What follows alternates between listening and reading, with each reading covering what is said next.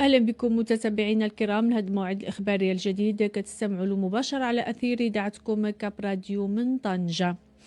بعد تأكيدها لنجاح الإضراب العام رفضا لتمرير مشروع القانون التنظيمي للإضراب، أكدت الحركة النقابية أن المحكمة الدستورية يجب أن تلغي كل مواد هذا القانون التي قالت أنها تتناقض مع الدستور، خاصة الفصل 29 منه حول إمكانية الرهان على المحكمة الدستورية للإطاحة بقانون الإضراب وإعادته إلى طاولة الحوار. نستمع لإدريس عدان نائب الكاتب العام للجامعة الوطنية للقطاع الفلاحي المنضوية تحت لواء الاتحاد المغربي للشغل والمسؤول بالجبهة المغربية ضد قانوني الإضراب والتقاعد. بخصوص الإحالة ديال القانون التكبيري للإضراب على المحكمة الدستورية، فهي إحالة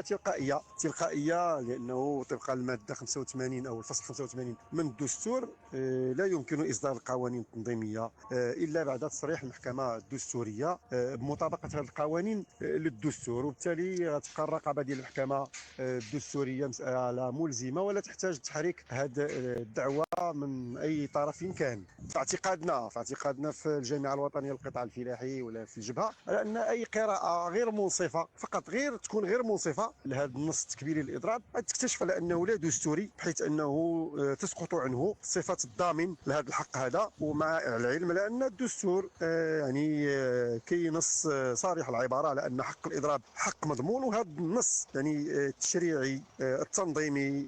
الحق في الاضراب لا يضمن بتاتا هذا الحق، بل يصادره ويكبله ويضع واحد العدد من العراقيل تجعله مستحيل انه يدوز. بالاضافه لانه هذا النص هذا كيخرق مواثيق دوليه، منها من صادق عليها المغرب، وحتى بعض المواثيق اللي ما صادقش عليها ولكن هي ملزمه ليه، لانها من الاتفاقيات الاساسيه اللي ملزمه للدوله المغربيه حتى ولم تصادق عليها، بحال الاتفاقيه الدوليه رقم 87 المتعلقه بالحريات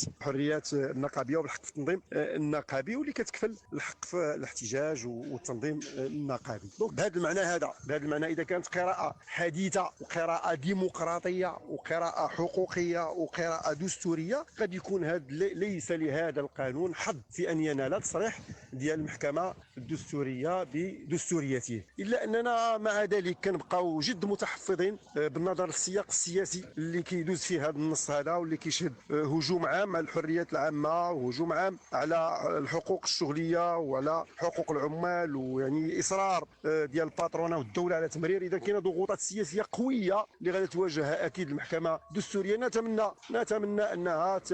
ما تخضعش لها، وبالمقابل نعول كل التعويل على مواصله الترافع الشعبي ومواصله التظاهر والاحتجاج العمالي وتصعيده الى غايه اسقاط هذا القانون حتى بعد نشره، اسوه باسقاط القانون او النظام الاساسي ديال النساء ورجال التعليم، اللي كان بفضل الصمود الميداني والنضال الوحدوي اللي كان طويل النفس الى حد ما، وبالرغم من بعض الاثمان ديالو فهو نجح على الاقل في فرض المطالب الرئيسيه ديال النساء ورجال التعليم.